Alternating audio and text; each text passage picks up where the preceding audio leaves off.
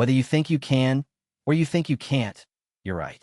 I've been in this world for 80 years, my dear ones. And as an old man who spent 40 of those years in the world of finance, let me tell you this. The greatest waste I ever witnessed was not money. It was not opportunity. The greatest waste was in used potential. I saw people who lost money, and they earned it back. I saw people who built businesses and went under, and they rose again. But I saw people who waited for years and never started at all, and my heart still aches for them. You, my beautiful young ones, will not be among them. Of that I am resolved. Now listen to me, because what I am about to tell you, no one else will say this plainly. There's a reason you have not yet reached where you want to be. That reason is not your intelligence, and it is not your work ethic. I know you. You wake up early in the mornings, your minds are full, your hearts are eager. The problem is that you are still waiting for permission. You are waiting from the world, from your family, from an elder, from a sign. As if someone will come and say, "Come now, child, it is your turn." That day will not come, my friends. No one will come and seat you upon your throne. You build the throne yourself, and you sit upon it yourself. I worked in banks for years. I worked in the stock market. I sat on boards of directors of companies, and I watched the lives of dozens of people rise and fall. And what I saw was this. The only difference between those who succeeded and those who did not was that the successful ones had started before they were ready. My dear friends, you read about Carnegie in books. Let me tell you how I looked at him. That boy, yes, a boy, started as a tiny telegraph operator. He had nothing in his pockets. But there was something in the way he walked, something in the way he spoke. He carried himself as if he were already the owner of a great enterprise, even before that enterprise existed. I call this an early identity. That is being before becoming. You can do this too. In fact, you must do it. Ask yourself, how does a person who has already achieved their dreams walk? How do they speak? What do they do when they wake up in the morning? To whom do they say no? What do they accept? Then act that way.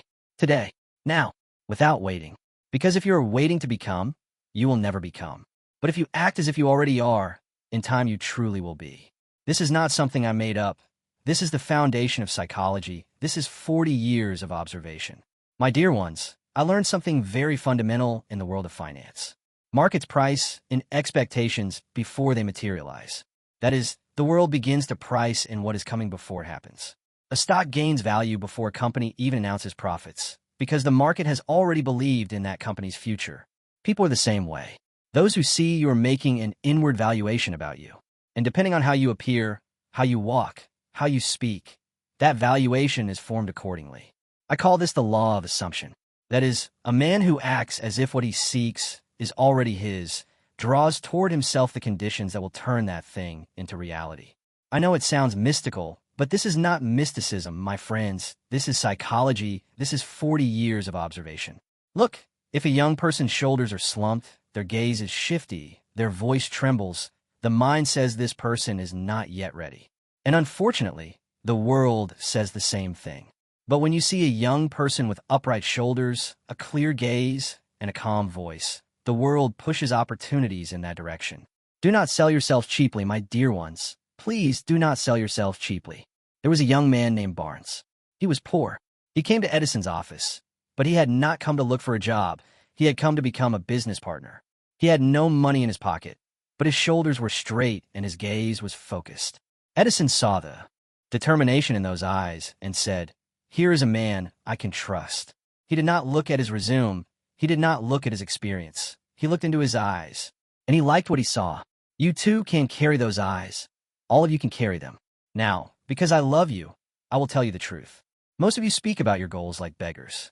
You say, "I hope it works out." You say, "Maybe someday." You say, "Let's see what happens." These words are poison, my dear ones.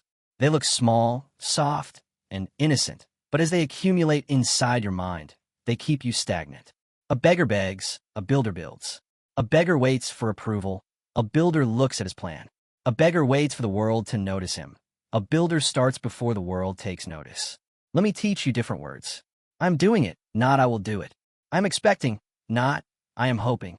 I am building, not maybe I'll build. Do you see the difference? This is not just wordplay. This is a declaration of identity.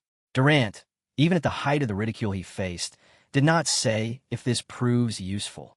He said, "These automobiles will be in every city." Definitive. Clear. No epaligi. You speak that way too. first to yourself, then to the world. Because the world does not listen to those who shout. It listens to those who speak from the inside. And to be able to speak from the inside, you must first believe in yourself. Watch your speech, my beautiful young ones. Every time you say, I hope, you take a step backward. Every time you say, I am doing it, you take a step forward. And those steps accumulate. Over the years you look back, and those who said I hope are still in the same place, while those who said I am doing it are far ahead. What do you want to be? Among those who worked in Carnegie's offices, Schwab stood out. Do you know why? Because Schwab took action. While others were waiting for Carnegie's approval, Schwab would see a need and produce a solution. He would speak up without being asked. Carnegie rewarded courage. The world does the same thing. It is that simple. My dear ones, my beautiful friends, let me now tell you the thing I consider most important. Take action. I have seen many intelligent people in my life, and some of them accomplished nothing. I knew analysts who could read the market better than anyone, but never made a single investment. I saw entrepreneurs who wrote the most beautiful business plans, but never started. Those who waited for the right moment for years departed this world without ever seeing it come. There is no perfect plan, my dear ones. There is no right moment. The only thing that exists is this moment, and the step you take right now. Right now, there is something on your mind. You want to send a message. You want to take a step. You want to say something. Do not wait. Get up. Send it. Say it. Start it. Even if you were wrong. I was wrong too. I was wrong many times, but I learned by being wrong. I never learned anything by waiting. Hesitation is not wisdom, my dear ones. Hesitation is the disguise that fear puts on itself. Because fear is a powerful actor. It puts on makeup. It calls itself strategy. It calls itself patience. It says, I am waiting for the right time. But at its core, what is there? Inaction. And inaction is the quietest of all defeats. Durant knew this well. When he was working in what amounted to a shack of a workshop, the people around him laughed.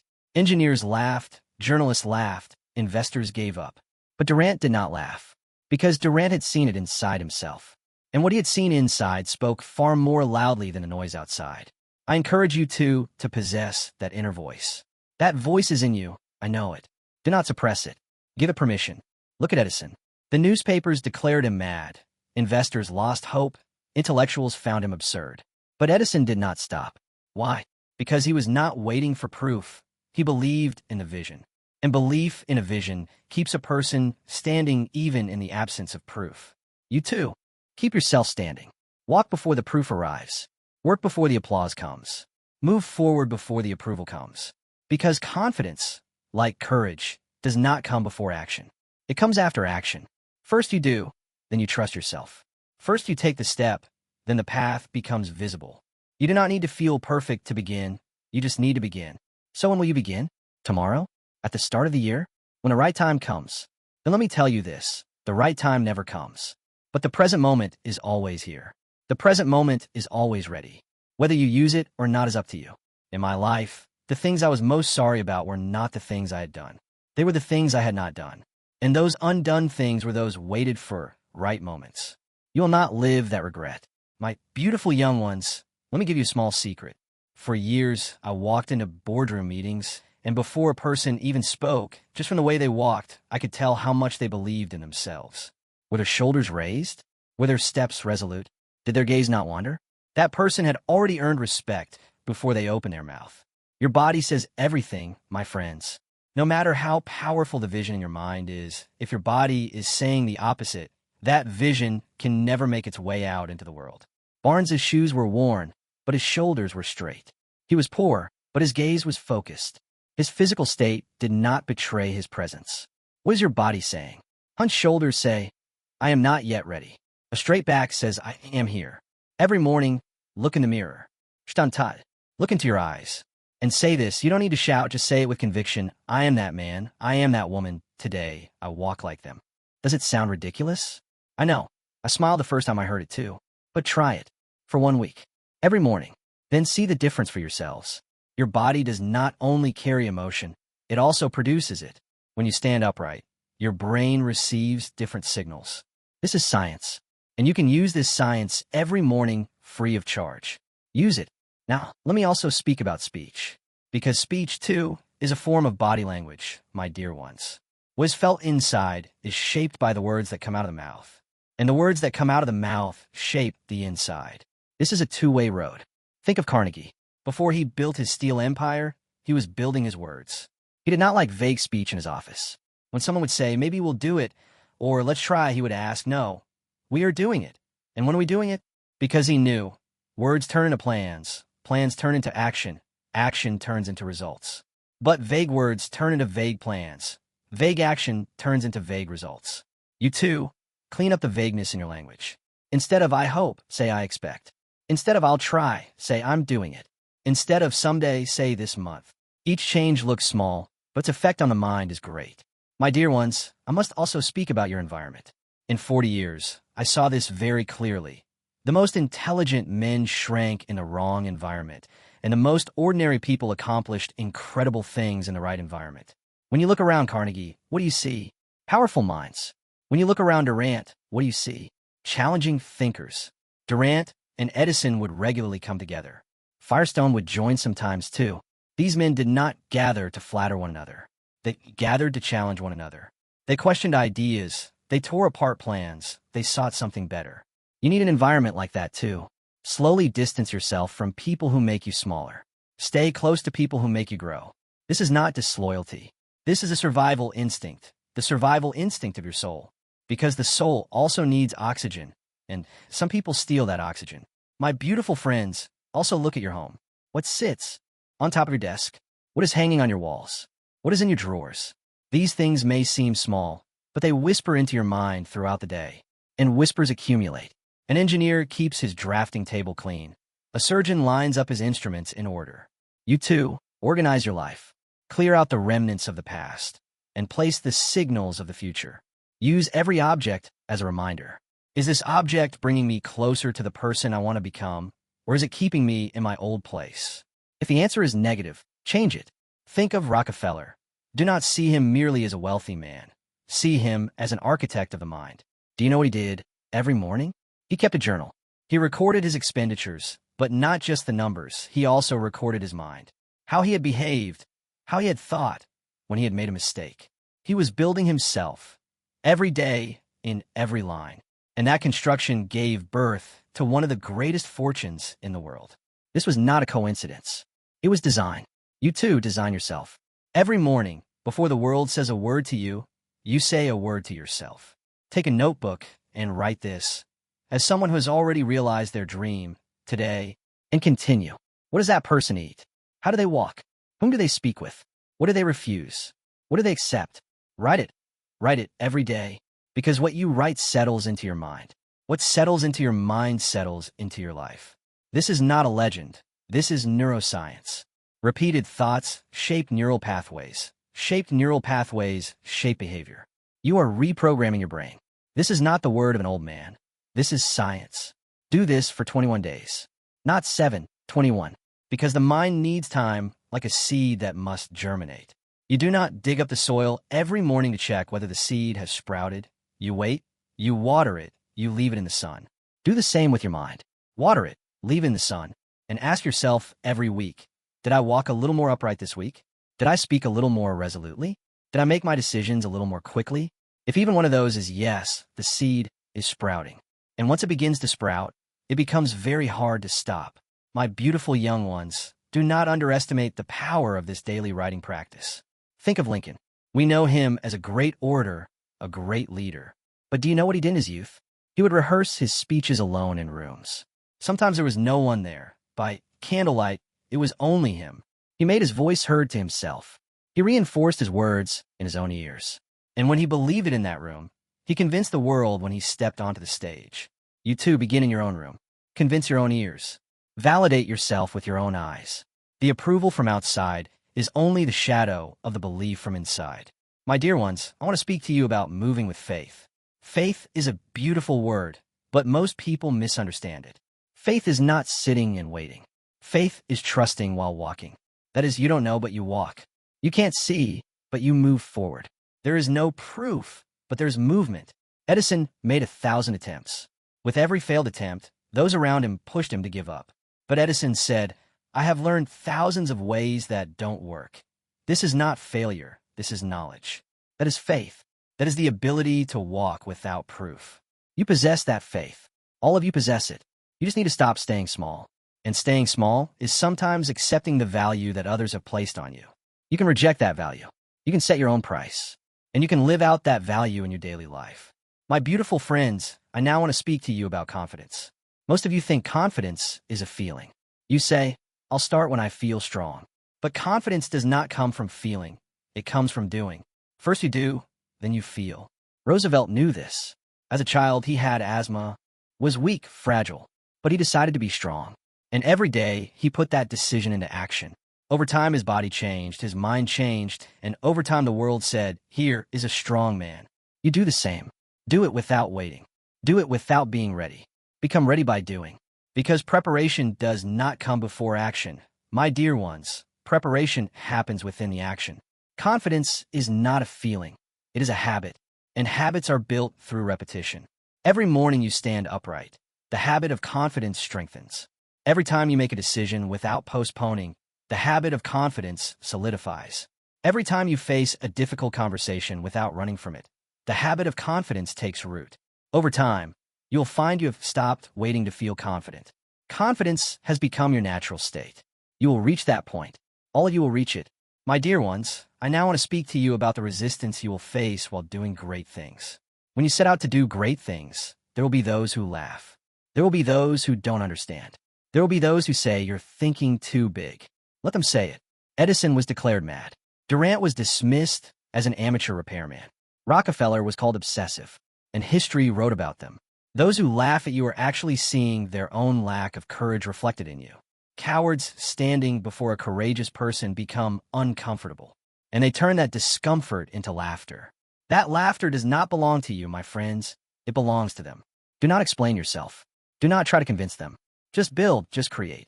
Because results speak far more loudly than words. And let me also say this. Those who laugh will one day hold you up as an example. That is how people are. First they laugh, then they quote you. First they belittle, then they imitate. You just keep walking your path. Focus not on the laughter, but on the vision. A man who has a vision walks alone sometimes. But the man who walks alone, when he looks back over time, sees a large caravan behind him. They had also wanted to take the same road, but had not had the courage. When you show that courage, they too will find their courage. You are actually paving the way. Remember that. Now, my beautiful young ones, I will suggest a daily ritual, and I will offer this suggestion not as the advice of an old man, but as the summary of 40 years. When you wake up in the morning, go to the mirror. This mirror is not just for fixing your hair. This mirror is for building your identity. Look into your eyes. Look deeply and say this. Say it every morning. This is the face of a man who does not tire. Today I walk like him. Today I speak like him. Today I make decisions like him. Then, in the middle of the day, take a break. Close your eyes and imagine having arrived, not as imagination, but as memory, as if it has happened, as if it has come true. Feel inside yourself what that feels like. Then ask yourself, what does that person do right now? And do it. When evening comes, sit down, take a notebook, and ask yourself, who did I act like today? Like the person I want to become? Or like my old self? Write the answer. Write it honestly. And make a decision for tomorrow. These 3 steps, my friends: morning mirror, midday visualization, evening honest reckoning. These 3 steps will transform you over time. They look like small steps, but small steps accumulate. Drop by drop, a lake is formed. And over time, you will notice that the old you, the waiting, permission-seeking one, is no longer there. In their place is someone else. Someone who stands taller, speaks more clearly, and acts more swiftly. And that someone was always you. You were just waiting to brush off the dust. My dear ones, let me now summarize everything. Success does not come from the outside. It emerges from the inside. And for it to emerge from the inside, it must first be built on the inside. Mind first, then world. Identity first, then results. Belief first, then proof. This sequence does not change. Those who try to change it, those who say, I'm waiting for proof, those who say I'll start once I'm approved, tread water for years. But those who follow the correct sequence, who first build within themselves and then step out into the world, they in time become the people who write the rules of the world. You're those people. Being here right now is not a coincidence. You wanted to listen, to think, to feel, didn't you? That desire was already within you. It was always within you. I'll only help you hear it a little more clearly. Let me say one more thing to you. The greatest empires first began with a single sentence. Carnegie had a single sentence in his mind. He who masters steel masters the world. Durant had a single sentence in his mind. Every man deserves an automobile. Rockefeller had a single sentence in his mind. Knowing where every cent goes is the foundation of wealth. Those sentences were seeds, and they were watered every day, held up to the sun every day, protected every day. You too have that sentence. Perhaps it hasn't quite taken shape yet, but you can feel it. Put that feeling into words. Let it become a sentence. And say that sentence every morning. Write it every evening. That sentence will in time become the nucleus of your life. Go, my dear ones. Go and begin. Today, now, this minute. Because the world is waiting for you. And you have kept yourself waiting for far too long. Remember me, but do not forget my counsel. Not waiting, but starting. Not asking for permission, but taking ownership. Not waiting to become, but acting now in order to become. Today, make the decision. Either you will continue making excuses, or you will change your life. I love you, my dear ones. Go and show that man, that woman, to this world. That person was always you. You just know it now.